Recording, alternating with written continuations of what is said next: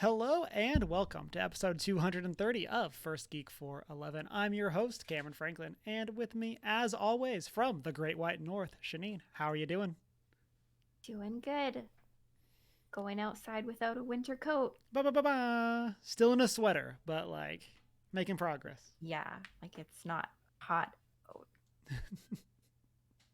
You would need a winter coat. Yes, I would definitely. I have definitely completely unacclimated to being in New England. I think it took me about a year and a half, and because I remember it being very hot here for my first year and a half, and then I think I reset myself and acclimated back to Texas. So I would definitely freeze. New York was rough when we went up there for Christmas, and it wasn't even that cold, relatively speaking. Yeah.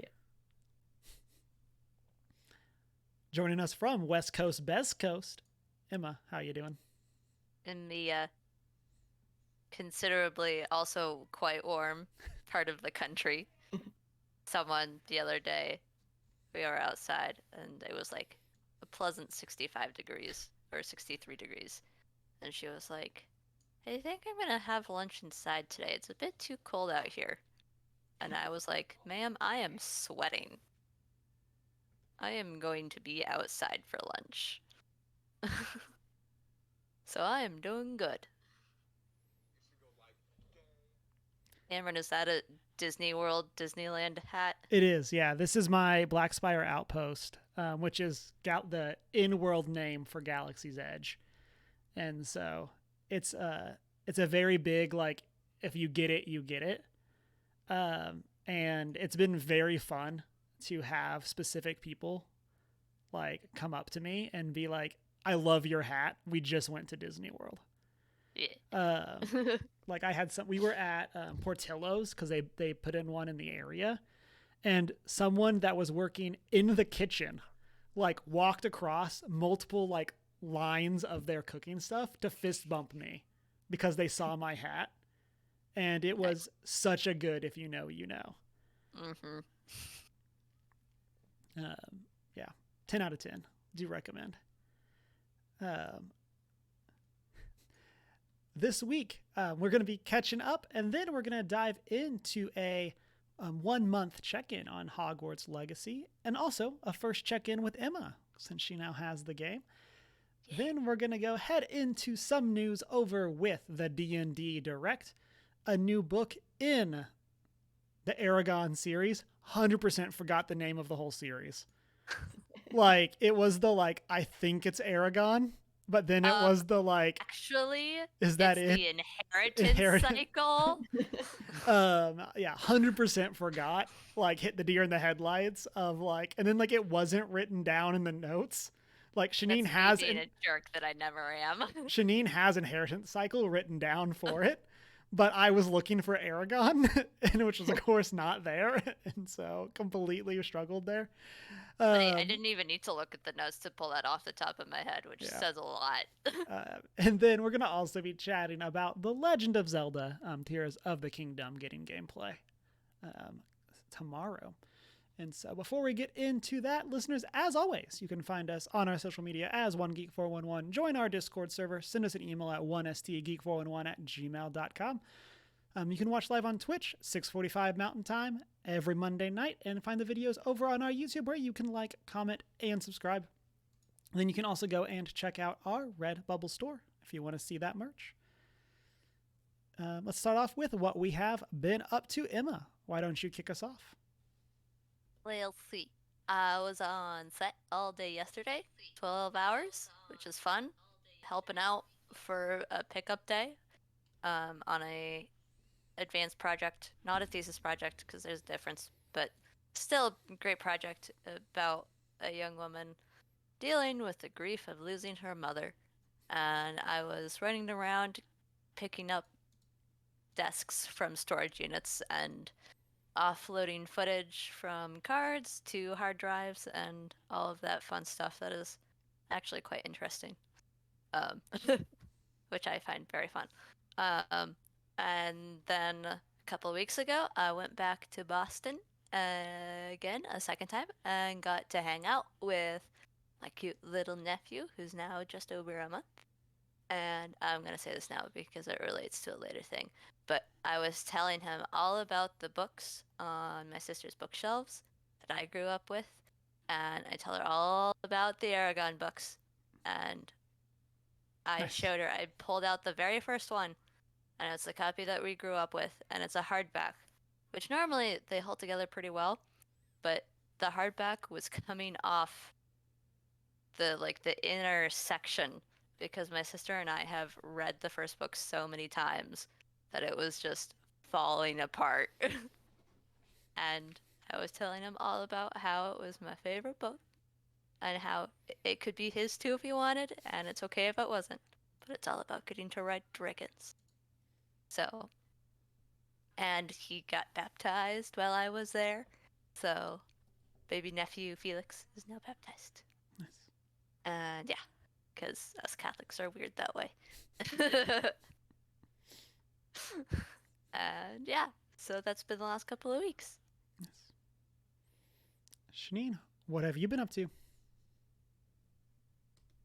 Have started rewatching Attack on Titan in preparation of the final episodes coming out finally. And Gotta believe it's happening. it is happening.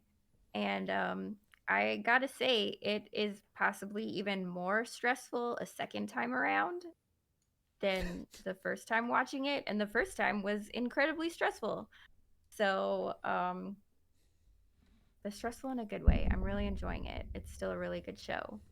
But I have once again cried many tears, possibly even more tears, because I'm like, oh, you guys, you're still so innocent, and it gets so much worse. But it's okay. I love it, and I'm Don't excited. think I've made it past the first episode of the second half of the first season. Yeah. That was I a very haven't just specific made it. qualifier. Well, because it's like they like split the seasons up or whatever. And it's like I finished the first half of the first season where they go to the training school or whatever. And then like the second half is like when they're in the forest or whatever. I don't remember. I made it a little ways into that part. But I haven't gotten much further than that. I need to watch it. I might binge it once it's done. Fair enough. As I think I got partway through the first episode of the first season. And so I think that was it. And I was like, oh, this is something. It's so good. It's so good. I recommend it. It might be my favorite anime. I've heard really good things. We'll see how it ends, I guess. Oh, I guess that might it's plot or not. Yeah, that might qualify if I go and watch it. It's because I will say we started watching Kim's Convenience a while ago, and we kind of fell off of it. And it's like I don't necessarily have an intention to pick it back up, just because I know that the ending was so poorly received by like you and Chris, and so I'm like, I'll just enjoy how I'm feeling about it so far. Just like don't watch the last season, and the rest of it's just like a really enjoyable comedy show. Yeah. And that's kind of where I'm at with it. Of it's like, oh, we'll probably watch some more, pick up a couple episodes here and there, but like, I just feel like I'm not motivated to get there just because of how bad, and not necessarily like, of course, from the actor's perspective, but from the like, oops, and by the way, the show's over. See ya, everyone. Like, so, yeah. It's on Hulu. Okay. Attack on Titan is on Hulu now, which means that I can properly watch it. Nice.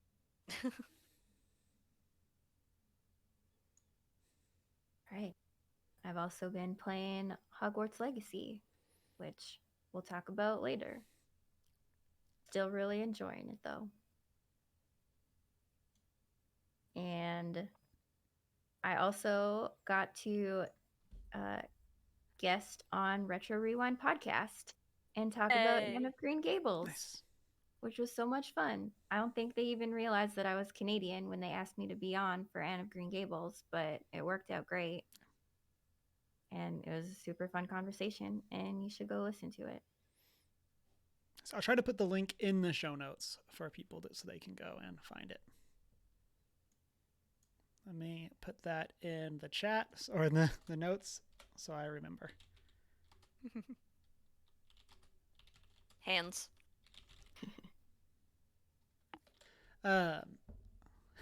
So for me, we've kind of been all over the place with some stuff going on. We'll talk more about it at a later date. But this past weekend, I played a whole lot of the Diablo 4 beta. The open beta was this week. I wanted to check it out. There were some rewards for if you got to a certain level during the beta, you like unlocked some stuff for the actual game. And so I don't know if I'm going to be getting the game at launch, but I was like, well, I'll play for free for a couple hours and get to this thing. And so I went and did that. I ended up playing as the druid to get to level 20. And then I played just kind of through the tutorial as the rogue and the necromancer. And so got a little bit of time with 3 of the 5 classes. And so that was a lot of fun. Very interested to see how it's going to shake up once you can get to like max level and stuff like that. And honestly, it feels like the classes are a little imbalanced. I don't know if that is just like my experience of like the class that I played first felt way harder. Still fun, but like going and playing as a necromancer where you have like skeleton warriors for you, like, or fighting with you. It's just like, oh, look, I literally don't have to do anything against this boss. I just have to keep my skeleton warriors alive. And I was like, okay. So that's just my own opinion. I'm by no means like great at game balance, but,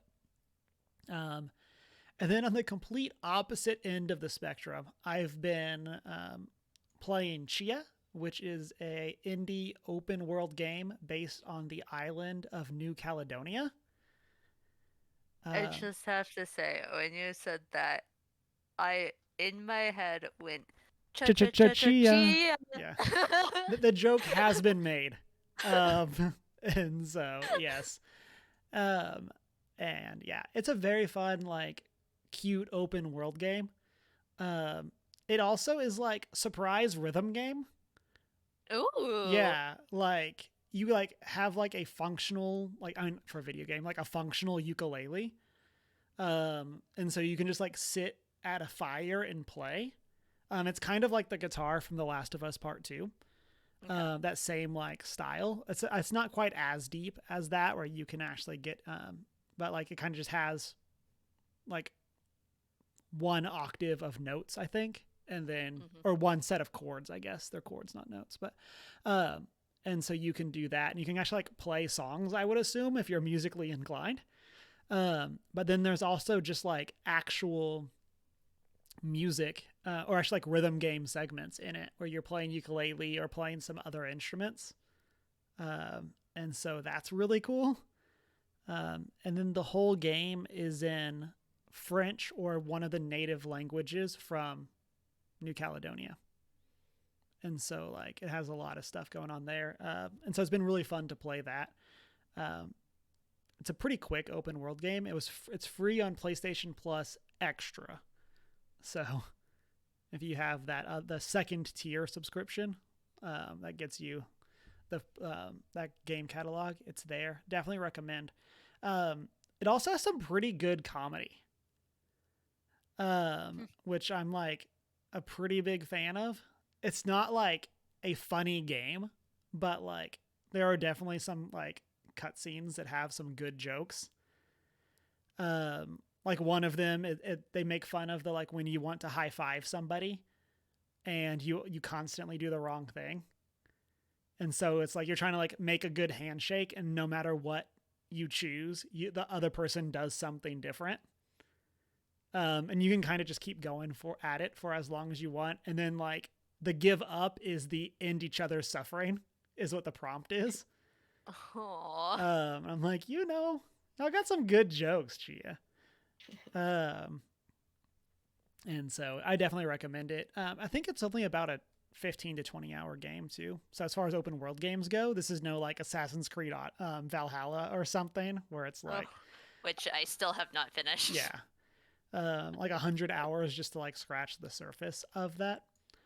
And so, and then big other thing for us, we've also been watching, I think I mentioned this a couple weeks ago, we've been watching the Star Wars Clone Wars playlist through Disney Plus. It's kind of just the like important episodes that they went and made a playlist for. So like I think there's literally one episode from season 1. And then there's like 2 episodes from season 2. But then with like a lot of that pertaining to Mandalore, it's basically just Mandalore.playlist of like anything that references like Mandalore, any big episodes for Ahsoka. That's basically what the playlist is, and I'm not upset about it. So anything that like is kind of dark sabery is in there, and so that's a lot of fun. If you are watching over on YouTube, let us know down in the comments what you have been up to, or if you're in Twitch chat, let us know what you've been up to, just like Just Gary did, who has been watching Game of Thrones for the first time. And that is an experience. Get into the Kim's Convenience conversation again, but the show's so good to start with. Man, have y'all seen Game of Thrones? I don't feel like we've. I've seen the first season. Okay. I have not gone beyond that. Kind of figured since the very last, it's very similar to Kim's Convenience. We're like, since the very last season just isn't good, what's the point? Yeah. I remember seeing something that's like, I've never seen a show so quickly write itself out of the public conscious as Game of Thrones. Valid. Of like, it was everywhere and then was nowhere. Fire and Blood, though, has brought stuff back. Has definitely done some good stuff there. But and like the first like 5 seasons of Game of Thrones are really good. Definitely recommend if you're into that kind of content. With that'll be the asterisk. Yeah. but yeah. So for our main topic for this week, I wanted us to take a look and kind of have some time to talk about Hogwarts Legacy. We're about a month out of the game's release. We were able to kind of have a little bit of a discussion during our Overwatch first time playing. I'm going to raise my hands here so I know where to add the video.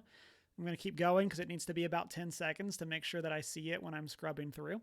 So that should be plenty. But in that meantime, kind of as referenced at the top of the show, Emma has picked up the game and has started playing. And then, of course, on top of Shanina and I continuing to make some progress through. And so for this discussion, we're going to kind of try to keep it as spoiler-free as possible. But obviously we're going to kind of get into like some names of characters, some like maybe minor descriptions of what occurs. So just kind of as a heads up for people. I do believe none of us have beat the game, correct? Okay. I just got to the point where I can now take care of magical creatures. Nice. Welcome to the rest of your life. Yes. You didn't realize you were playing Pokemon, did you? I got to that today and I was like, oh man, they don't know which person is playing this, and that is the person who got a degree in this. So this is my life. Yeah. Even better, there's shiny animals in the game. There's shiny animals? Like I forget what they call them in world, but yeah, there's like special color variations that you have like a chance of finding as you're going around. So yeah, one of my Thestrals is a shiny. I'm very proud of it. Yeah. The moon beasts are a little weird. Yeah, they creep me out. Silly. When I had to get that one today in the quest or whatever from Geek or Geek or whatever his name is, I was like, I don't really like this guy. I think I'm gonna just like get rid of him as soon as possible. And then they were like, these guys produce items for you to use. And I was like, now I can't get rid of them Fine. because I need the stuff that he gives me. I know, and I have so many variations of mooncalves as well. I don't know if any of them are shinies, but they're like, it's so fun that they're kind of like actually little cows with like, there's white ones and there's brown ones and there's white ones with brown spots, and they're just so Aw. cute. Yeah. I need to check. I think one of my birds is shiny. I don't remember exactly what it was. I've considered going. I like how we just went straight down the animal train. Nothing else, yes. but like Oh, this is where we're yes. at. Like this is gonna kind of just be a free flowing Irrelevant. discussion. Oh, yes. But like I have really considered because there's unicorns in this game. Surprise. Shocker. I've really considered camping out and trying to get a shiny unicorn. Ooh. Like I've really considered because you could just like rest to go to the next time, and that's I think respawns the animals. And I was like, I could just do this, You and could. and just try to get a shiny unicorn. Do I need one? Nope. But they're shiny, so I Do kind I of want one? Yes. Most definitely. So again, I got to that point literally just today, and when like the greenhouse atrium thing showed up in the room of requirements, and it was super small, and I was like, is it bigger on the inside? And it was bigger on the inside, and I was so proud of myself. It's a I was very like, cool it's vibe. bigger on the inside. Yeah. So that's where everyone's at. Shanine, where are you at in the game, roughly? I don't know how far story wise I am. It's like, I guess without spoilers, there's kind of like the major quest that you're sent on, and I'm like working my way towards the third of those like big things. So that's where I am story wise. Challenge wise, I am at 89%. Wow. So Nice. Yeah, I just got to winter, so like school year wise, and so and this is one of my favorite things because like I don't feel like they had shown press for the seasons changing really. Like I think we knew it happened from one of the trailers, but like they didn't like go around and show the world.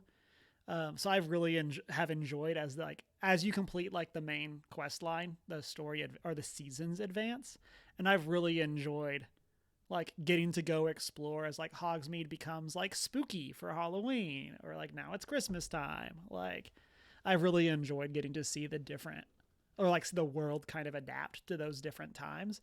And at least so far, there's not like, it doesn't seem like there's anything radically different. But I'm really hoping, because I know like in winter there's snowmen and stuff, and so I'm really excited for that and excited to like start messing. I'm hoping to like find people doing snowball fights and stuff like that. Yeah, I was just gonna say snowball fight. But yeah, so that is where I am in the game. I'm about 25, 30 hours in. And I feel like I'm around level 30. And so, but I was talking to Avoided Ice about this over the weekend. I have not necessarily done a ton of exploration. Like I've done a lot of the side quests, but like I've kind of like gone straight to them, done the side quest, and then gone back. With the exception of finding the Demiguises, so I could get Alohomora level 3, because I was tired of finding locks that I couldn't open. Yeah. But like because of that, like I'm not very far in the challenges. Because I'm kind of just like I'm not like fighting dark wizards out in the open. I'm only like fighting them if the quest calls for it. So, but 35, and I feel like I have at least double the hours that you just said. Yeah. I do wherever the spirit leads me. Yeah. Sometimes I'm like, I'm side questing, and sometimes I'm like, what's over here? Valid. Yeah. It depends. And I feel like with how the game is structured, you gain levels way faster from doing missions than you do from exploring. Mm-hmm. Like you do get XP for doing just about everything. So even like catching animals gets you XP, but like you don't get a lot.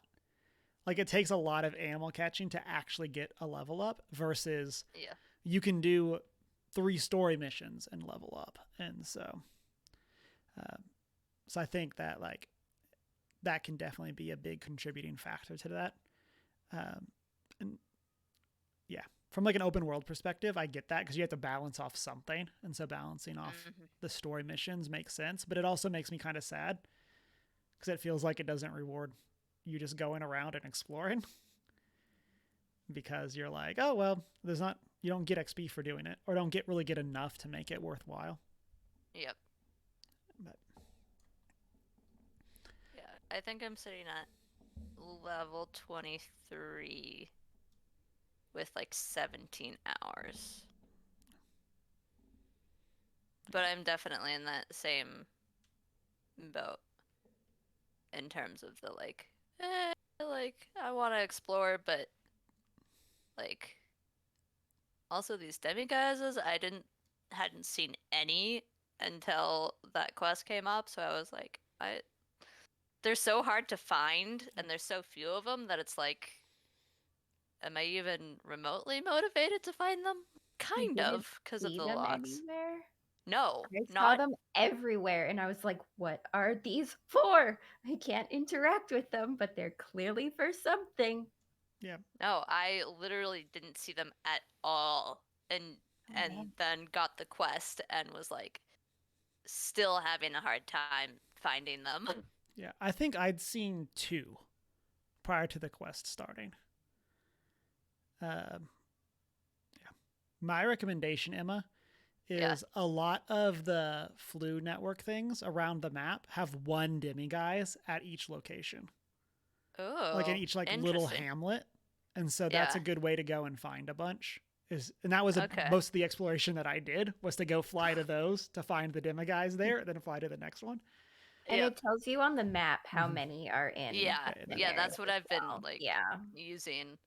So like I spent a good like 40 minutes in the astronomy tower looking for the 3 there, and I think I only found 1. And I was like, these guys are hard to find.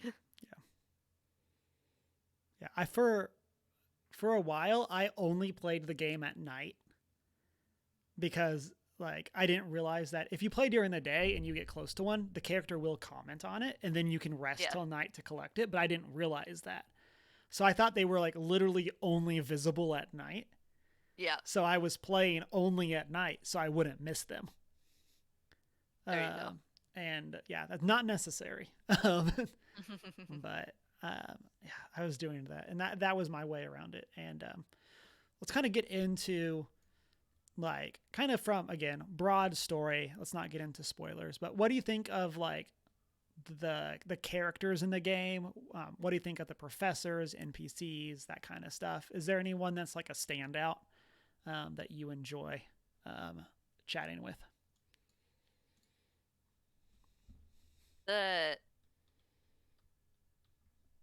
The kid from Slytherin who teaches you the blasting thing. Bastion Sallow. Looks like an ancestor of Harry Potter.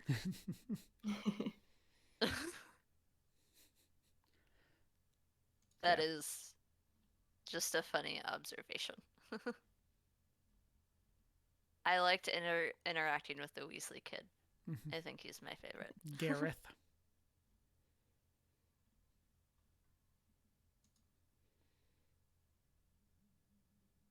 I don't know. I like it because it feels like a real school experience where there's like such a range of characters. And I'm like, some of you are really annoying. Yeah. You're like really, really annoying. And some of you, I want to be your friend. Yeah, I'm looking at you. What's the Ravenclaw kids? There's one kid that you meet. Maybe it's Everett. Yeah, Everett. Yes. And I'm like, dude, I want to punch you right in your dumb face. Yes. Like, you are giving Ravenclaw a bad name. I will have none of this. None of this slander. Like, you like literally meet him because he throws like a stink bomb at a bunch of girls and then they run off. And he's like, oh. It's like, dude, what did you think was going to happen? Like, I just want to backhand this kid. Like,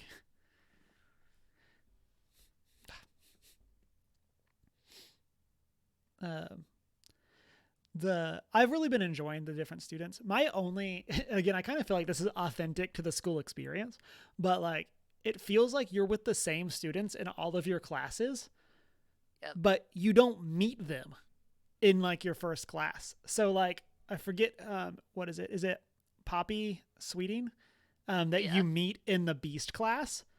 But like at that point, you've been at the school for like 2 months. Yeah. And you're just now it's like, oh, are you the new student? It's like, have we literally never talked? And again, that feels both extremely authentic to the school experience, but also is like, there's literally only 8 of us in these classes. Like, how have we not had a conversation before? Yep. I just am so confused.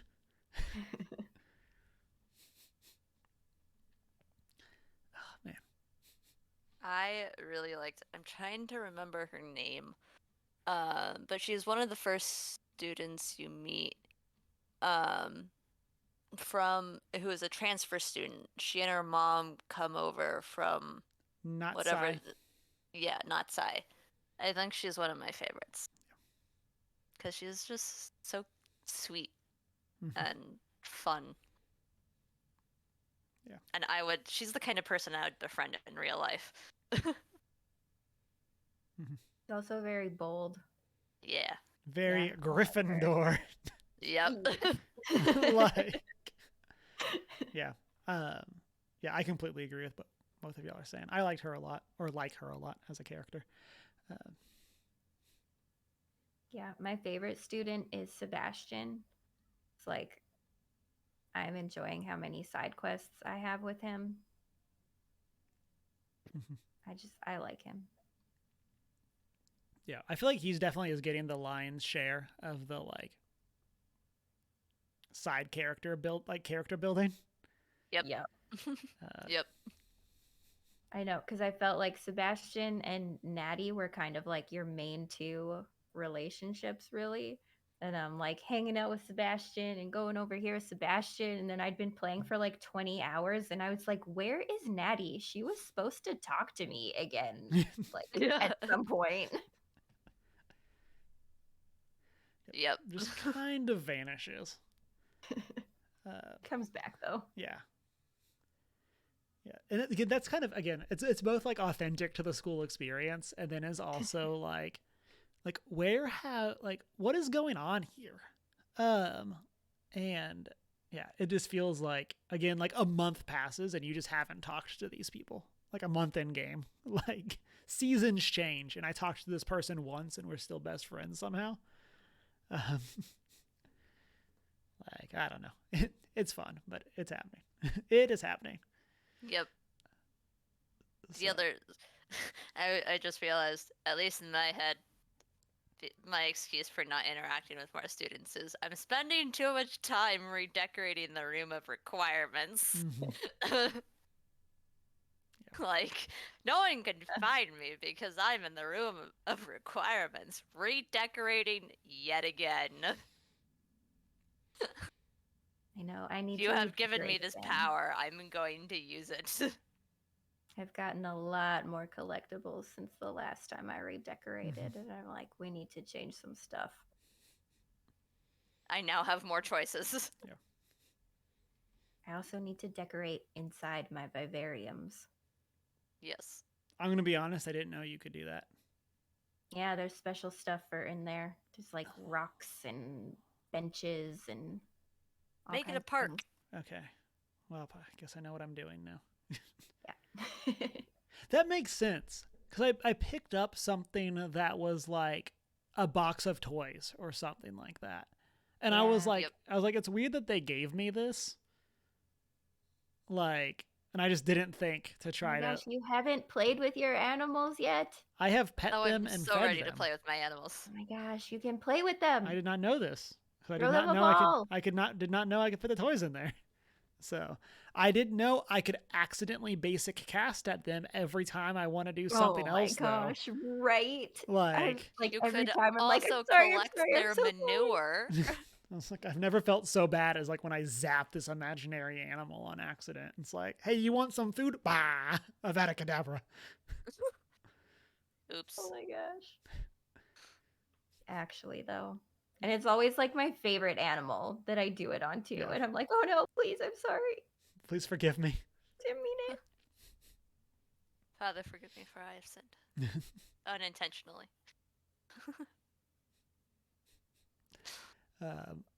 What do y'all think about the professors and kind of the class structure as a whole? Professor Black is just a replacement Snape. Yeah. If Oh my gosh, he but got, worse. Yeah. but worse. Yeah. And if he rightfully got the role as headmaster, and with an ego strong enough to rename the forest or the lake after himself or whatever.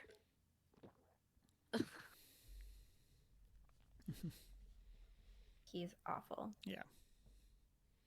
He just like so clearly does not want to be headmaster. Like, it's one of those things that's like, why are you here? Why are you here?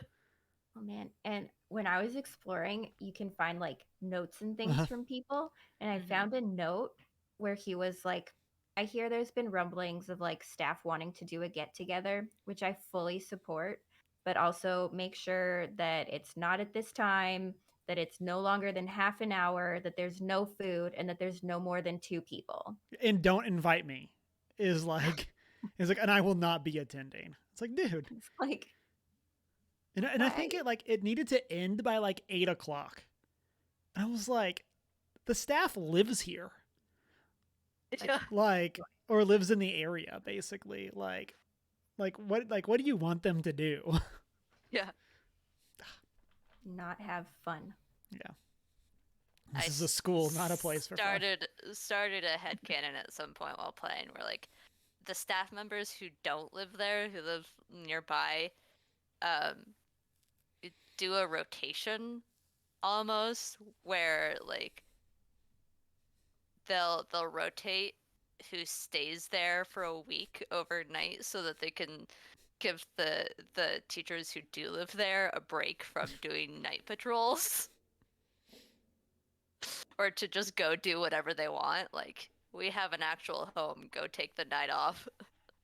And I was like, you know what? Like, the fact that I'm even dreaming that kind of thing while playing as a Hogwarts student is ridiculous. But you know what? I feel like I would organize that kind of thing. So.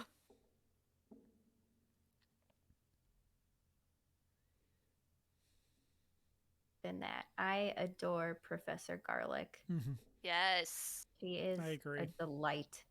Her hair is dream goals for me. Not gonna lie. And so she's the herbology professor Great for hair. people. She's like the Obviously. Yeah. It's like they clearly did not try. It's like they took a note like out of Professor Sprout. And just like, oh, all the herbology teachers have to reference some kind of plant. It's basically Pokemon. Like, yeah, I like her a lot as well. And then Professor Ronan, who is the charms professor. Yeah. He's who I would like to think I would be if I was a professor. Like, we're going to teach you magic. And how are we going to do that? We're going to go play a game. Essentially play bocce ball in the lawn. And I'm like, this is my kind of learning.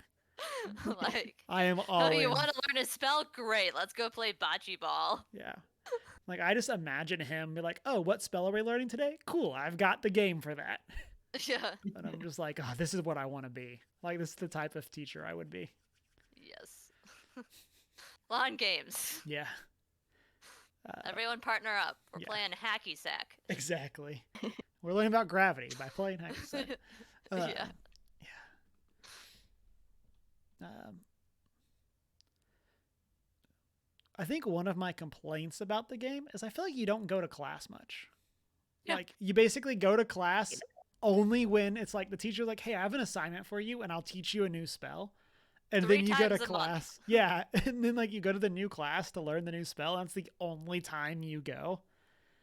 Like, it's just like, and maybe this is just me being like, yo, I love Persona 5. Give me Persona 5 in every fandom. But like in that game, like even on the days it doesn't show you in class, it's like this was a normal day at school. Nothing of note happened. Yep. But for this one, it's just like, do I just never go to class? Does anyone here go to class? Like, because like if you walk around, you'll see people in the classrooms, but like, Given your odd situation as starting out as a 5th year, we're gonna give you a catch up program designed especially for you to catch up to all your peers. Yeah, have fun. You Only going to class once a month. You haven't been to class in a month. That's okay as long as you're doing your catch up program. Yeah, that was one of the things that was really crazy, specifically about Professor Oni and Professor Shaw, because that's like divination and astronomy. And I think those are the last 2 professors that you meet. Yeah. Because I remember going on a mission with Nazi, and I was like, wait, I haven't met your mom. Like, your mom's a professor here. And I just, like, have not interacted. And then I was like, it's like, again, we've been here for several months and not talked to our professors. What's going on? I don't know. That may get in the, like, the way of the open worldness of the game. If you actually had to attend class or only had a certain amount of time after class each day to go explore. But it just feels really weird that it's like completely left out. Yeah, I agree. I would like some more class time because I was just thinking, I'm like, I have not been to class in forever. Nope. And like I think it's fun. Like the first few classes, there was more like interaction before, and then you like learn your spell, and then like if you go to that class again, it's just like a fun little cutscene. And I was like, this is fun. I like this. It makes me feel like I'm in Hogwarts. And I'm like, that's all I need. It's just like a little cutscene. Gareth blowing things up. Yes. You know.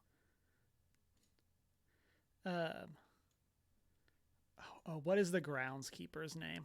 Mr. Moon. Yes, Mr. Moon.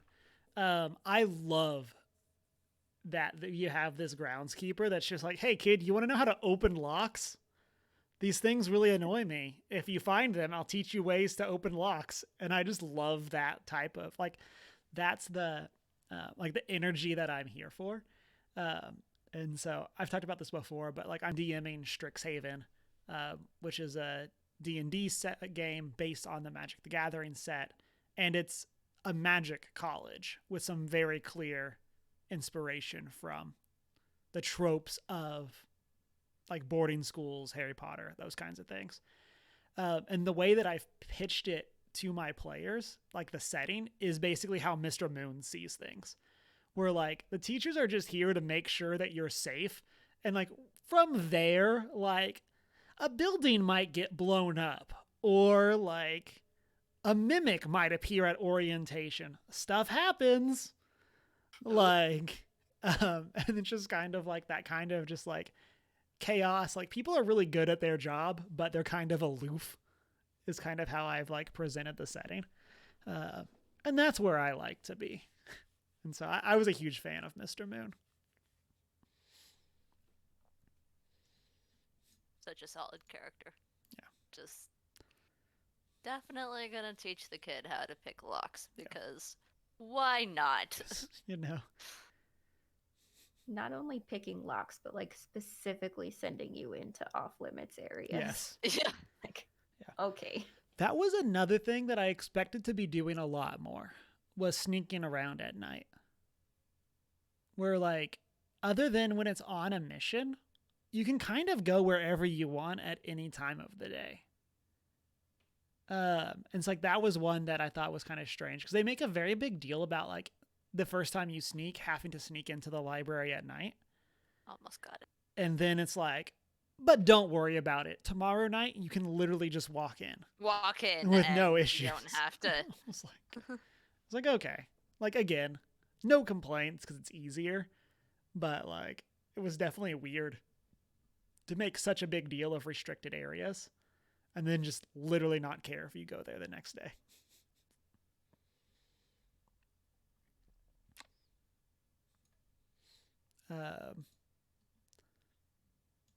As we kind of wrap up our thoughts, anything else that we haven't had a chance to talk about that you want to call out? Either something that you've enjoyed or something that you haven't, something that stood out, something you would like that you're, since we're not done, is there something that you're hoping you'll see more of as the game continues? I think, I mean, I mentioned this in the Discord. One of my biggest hopes and desires is that in a future update, they give us the ability to remap the flight controls. Because it is driving me insane. Yeah. And that's coming from someone who, like, I play a lot of Subnautica, which is all 3D maneuverable space. So I literally keep wanting to move as though I were playing Subnautica, which is right stick camera, left stick, forward, left, right, back, and then L1 and R1 to go up and down. Yeah. Like, that just makes sense. And then casting, you can do R2, L2, whatever. But it's just like the way it is, where left, right is on L3 and up, down is R3 and whatever other weird stuff is just like, yeah. So that's one of the things I think is definitely weird is you can't look down while you're on a broom. Yeah. And I keep like if you look down, you actually descend. And it's just like, I just wanted to look over there. Thank you. And that, like, having the both up and down and camera be on one stick has thrown me off and screwed me up so many times. Because it's just like, I just need to see. I don't care if the camera doesn't move me. I can move me. I just need to see.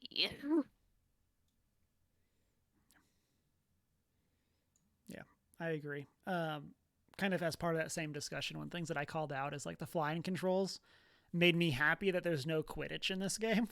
Yes. Which is not like a good thing. But I can't imagine using these flying controls and trying to maneuver around the field in any meaningful way. And so, yeah, I definitely think that that's one of the biggest areas that I think needs work. And I would love to see them patch.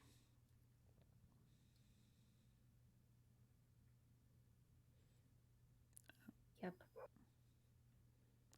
And then I don't think this is going to change just based on where I am, but I wish they would have done more with your spells leveling up. Like, you unlock the talent that like makes the spell better, but there's basically like one talent per spell. And it's basically just that spell becomes an AoE. Or does like now affects the enemies around it somehow. And so I really wish there was a bit more kind of like Alohomora, where like you level up and gain the ability to open more locks.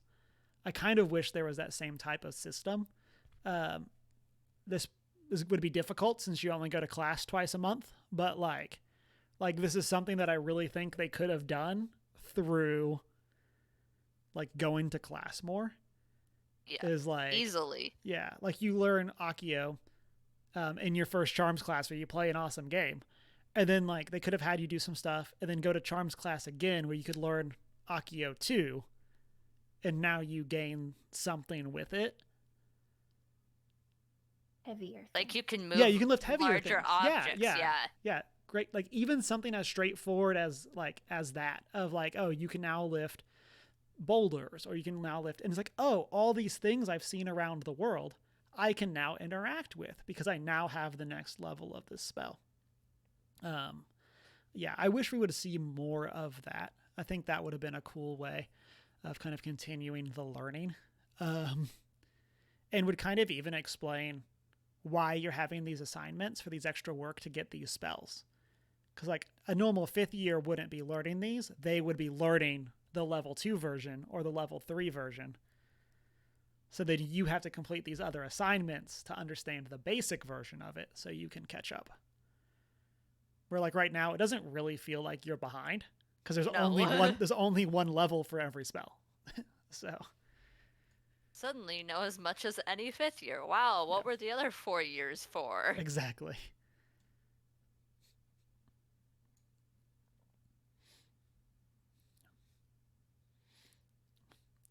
With that, let us know in the comments section what you've thought of Hogwarts Legacy if you had a chance to play, or did you come and join us over in the Discord where you can chat about it over in the video game section. But let's go ahead into the rest of our discussion topics for this week. Emma, why don't you kick us off?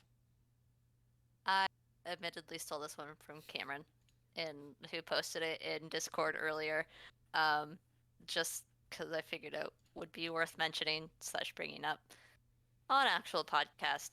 But apparently we get a D&D Direct tomorrow, which is going to be interesting. I love the fact that they have a pile of potatoes in their announcement video because it serves no purpose aside from being a pile of potatoes.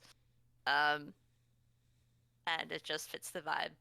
I'm especially curious about this given both the release of the Honor Among Thieves movie and the events of January, and to see, if they / what they are going to be doing, and even if the events of January had not happened, there was already hesitancy about the new D&D 1 being released, not just because it's a new edition or whatever, but just with some of the test play material coming out, people have been hesitant about it. So I'm curious to see where / what they are bringing to the table, so to speak. But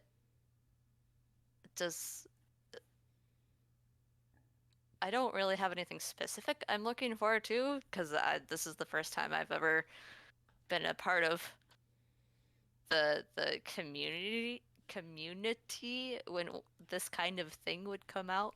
So I don't know what to expect. But does anyone else look forward to anything? Yeah, I'm kind of in the same boat as you. This is my first major D&D rollout that I've been in the fandom for.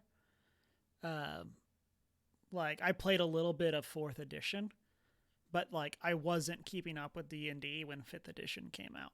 And kind of similarly, I'm getting into Pathfinder now as well, but I enjoyed Pathfinder podcasts, but I never played it prior to Pathfinder 2e. So this is my first kind of edition change that I've been in the fandom for. And so I'm curious what they're going to kind of do. I know they've said that this shouldn't invalidate any 5e material. And I'm curious to what that's going to look like as they try to translate that into their new open tabletop thing. Cause I think it looks really cool. I really like the idea of you can design your mini and actually play with it in the tabletop versus having to go to a separate app. But I'm very curious to what that's going to look like. And so I guess Emma, to get to your question, the biggest thing that I want to get out of this is what is the pricing structure? What do I get for free? What do I have to pay for? Because that was one of the things that blew my mind about Pathfinder. Is literally all the rules are free. I was building my character and I was I only have access to these 5 races or 5 ancestries, they call them. And I was oh, that's fine because I'm not paying for them. And then it ended up that all the other ones were just on a separate tab. Yep. And I was oh, just kidding. I have access to all 50 ancestries. Yep. And it was without paying for anything, I have access to all of that. I have access to all of the classes. I have whereas in D&D, you don't get that. And so I'm very You have to interested. own the book to have access to it. And a lot of times you have to own the book it doesn't matter if you own it physically, of course. You have to own it digitally on D&D Beyond. And so that's the thing that I'm really curious about there is, like, can I just play on this with something? Like, what is this going to actually look like? That's kind of where the thing I'm most interested in. And then, I mean, for our logo on stream, I put a picture of the movie because that was the easiest thing to put up. I'm curious if they'll say anything else about the movie, especially in the sense that they just recently released the character sheets for all the characters. If you wanted to play them as a one shot, and okay, so I do have to say, this relates to that. Okay. But in all of these interviews the actors have been doing, they're like, yeah, we played a game with our actual characters before we started filming. And then one of them, Chris Pine, was like, yeah, we played an hour for like an hour. And I was just sitting there laughing, going, you played 1 hour of D&D? Like, 1 hour? Wow. Wow, you played D&D for an hour. Yeah. Whoop-de-doo. Yeah, so kind of with that, I think something that would be very cool of them to show off for this is if you can do it, like, for free, play as any of these characters as their minis in Play D&D. I think that's something where it's like they've already released the character sheets.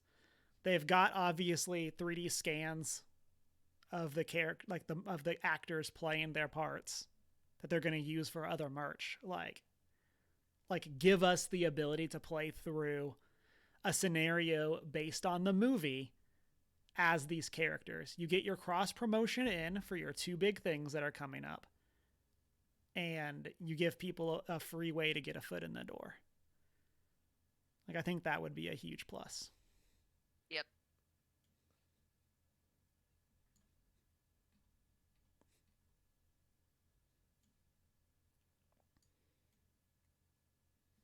I don't know what to expect or what I really want to see. I think my household kind of still has a bit of a sour taste towards D&D. And I do not blame you. I guess I'd just like to see something that would make me excited about D&D again.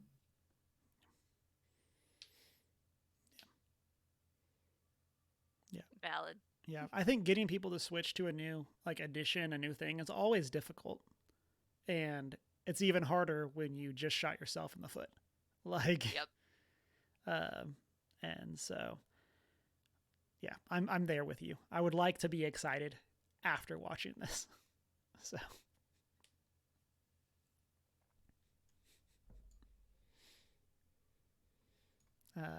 Also, give us a new class out of nowhere. Just drop one tomorrow.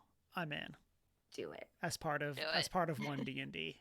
Like, you've been doing stuff for the old classes, but, like, we've really only gotten one new class in 5e since launch, right? We've only gotten the Artificer. Okay. Sorry, I'm just laughing. Chris Pine's character has a wisdom of 16, base 16 plus 3, which is not what I expected. He's good at making up plans as you go. Yeah. Yeah, we'll take a look at the character sheets in the post-show and kind of chat through okay. Continue. Sorry. Yeah.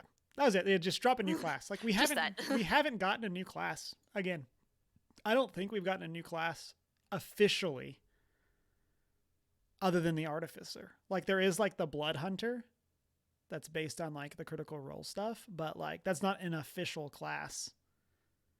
And so, yeah, I would love for them to give us some other way to play that's not just a subclass for something. But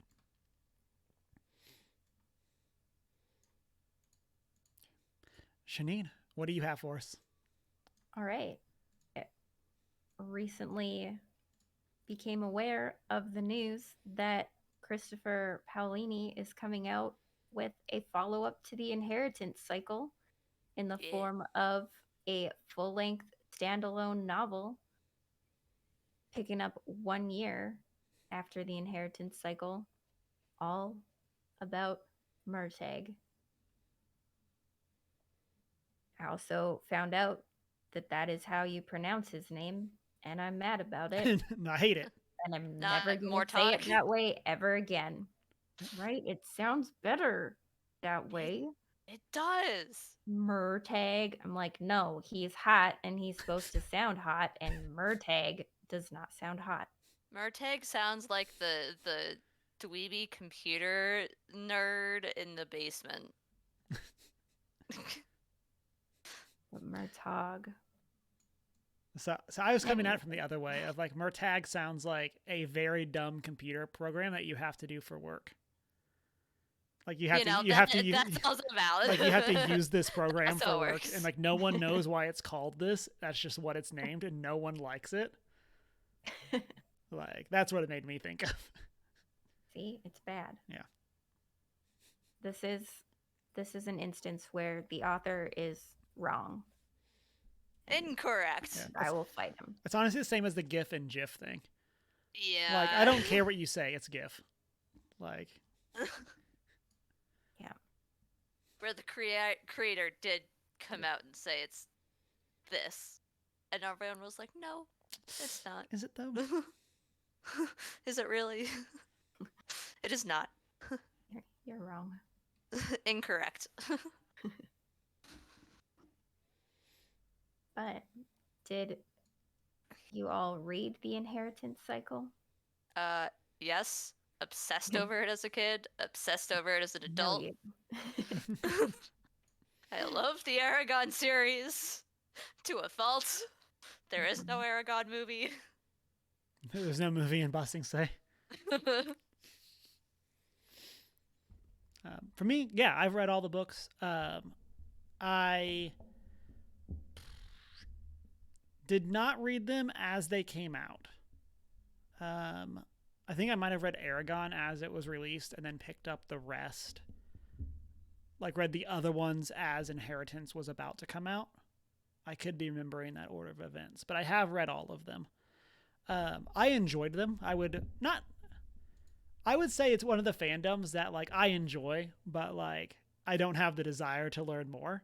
That like I'm excited for the new book. I'm excited that we're probably going to read it for book club.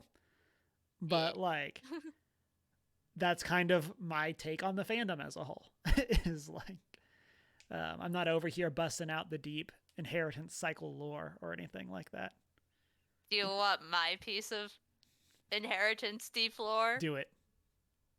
that I love so much? And it's Shanine may or may not know this, but I think in either book 2, I think it's book 2, he actually references and makes the Doctor from Doctor Who a figure of legend, because they're sitting around a campfire and someone tells a story about a guy who comes from the stars in a machine that's bigger on the inside or something, and in the like acknowledgments at the end he's like, yeah, that's actually a reference to the Doctor. I'm a big Doctor Who fan. So he actually put the Doctor into the Aragon books, and I love that so much. I did not know that. That's Yeah. fantastic. And I that got is one into of my... Doctor Who way later than I read The Inheritance Cycle. Yeah. So this is so I just Googled it. So Doctor Who makes several appearances throughout the books, including Lonely God. Arya mentions a lonely god while sketching runes on the ground with Brushinger. This is a reference to the television series titular character. Roxakori, when asked about the sets of runes she is knitted into the hat, Angela responds, Roxakori Phalapatorius. Roxakori. Oh, never mind. Wouldn't mean anything to you in anyway, as a reference that y'all just finished. And then bigger on the inside. On the show, the Doctor's TARDIS is often described as an ongoing running gag, as being bigger on the inside.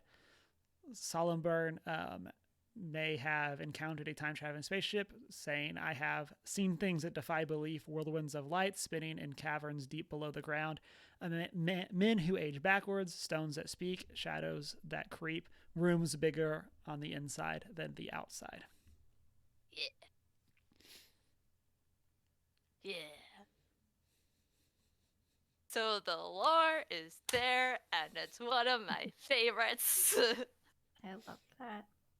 Yeah, I might have to reread the cycle before Murtagh comes out. Yeah. I didn't read them as they were coming out either. I can't remember if 2 were out when I started or if 3 were out when I started, but I definitely remember waiting for the final book to come out, and I read it all in one night, Wow. and Yep. it was Yep. so good. I started reading them. It was the first 2 books were out, and I read them like not right before the 3rd one came out, but I'd say like a year or 2 before the 3rd one came out, I think. And then, yeah, I just know the first 2 were out. I don't remember what the timing was, but I reread those first 2 over and over until I got the rest of my content, the rest of the story. And looking at the dates, I might have read the first one and then not read the second, but then like picked it up when the 3rd one came out, thinking the 3rd one, because like the 3rd one was supposed to be the end of the series. Yep. Right. And then he was like, oh, I can't finish it. We're going to do another book. So that might have been what happened, is I picked it up and read it there. Just kind of as I'm looking at the dates, that would line up a bit more for what I was doing in 2008. So. Mm-hmm.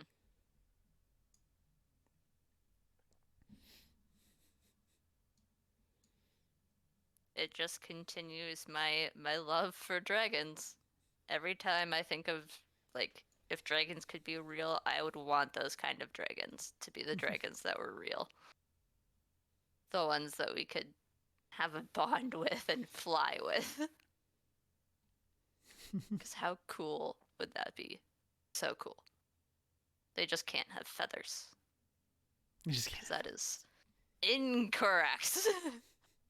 I don't care if they were based on dinosaurs. It is incorrect.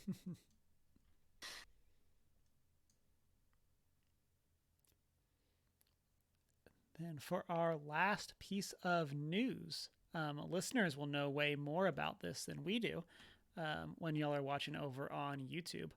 But tomorrow, as of recording, in addition to the D&D Direct, we're also getting our first serious look at 10 minutes of gameplay from The Legend of Zelda Tears of the Kingdom. This is going to kind of be the first time seeing real gameplay. We've only seen like snippets in the trailers so far, and so this will presumably be our first time seeing like uninterrupted gameplay for it. And so that's pretty exciting. And then so this will only be a 10-minute, or it says only 10 minutes of gameplay, and so I don't know if the presentation is going to be longer than that. Probably not, but should be cool to actually see the game in motion. Are y'all excited for Tears of the Kingdom? Yes. Always. Always. I think moderately excited, but yes. Yeah. That's kind of where I'm at. Of like, I've never beat a console Zelda game before, but this is like the first one that's come out since I had a Switch, since I like didn't get one at launch. And so I'm excited to check it out for that. I know a lot of people obviously love Breath of the Wild, and so kind of interested to see where they can take it as they like reinvigorate the, or reiterate, or not reiterate, as Reinvent? reinvent, but like, yeah, like as they come back to that, presumably that same style of game. And so I'm kind of interested to see what that's going to be, with this being seemingly a more direct sequel. And so it has my attention there. But I don't know how much y'all know about the Zelda franchise, but do y'all have any hopes for the game?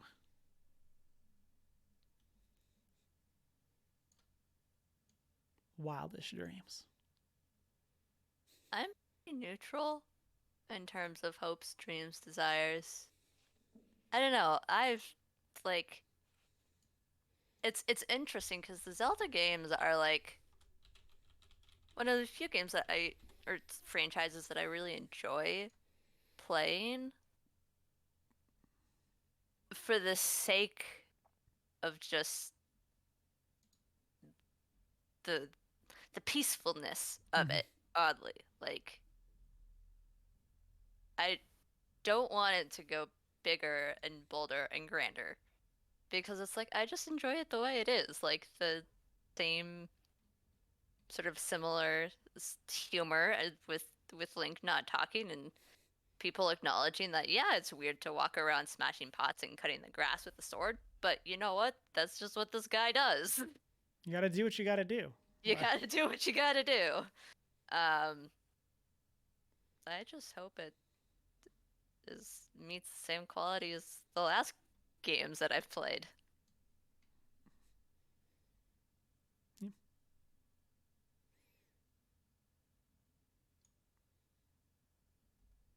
Yeah, I don't know. I've only really played Ocarina of Time on my 3DS.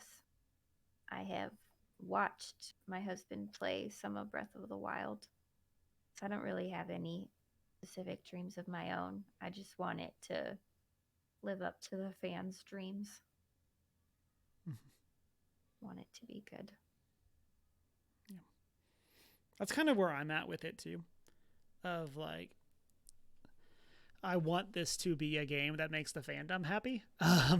And like we kind of have had a handful of games come out recently that like that's kind of been the challenge that they have. So like we had God of War last year, and then we have this. We have Spider-Man coming out later this year. We've had Horizon. We had even like the new Pokemon games that definitely didn't hit the same with everybody. But like as much as I still love them and I still think that they're a ton of fun, and I really hope that this is a game that people can come to and be like, yes, this was worth it, worth the wait, worth what you're like getting out of it. And so, also, I don't know, let me play a Zelda. I feel like that's the most like casual. I'm barely in the fandom answer, but like, yeah, I think Zelda is really cool. I would like to play as her. Like, let me boop people with magic, and so it's fun playing as her in Smash Bros. And so I'm so here for booping people with magic. You know, like, but yeah.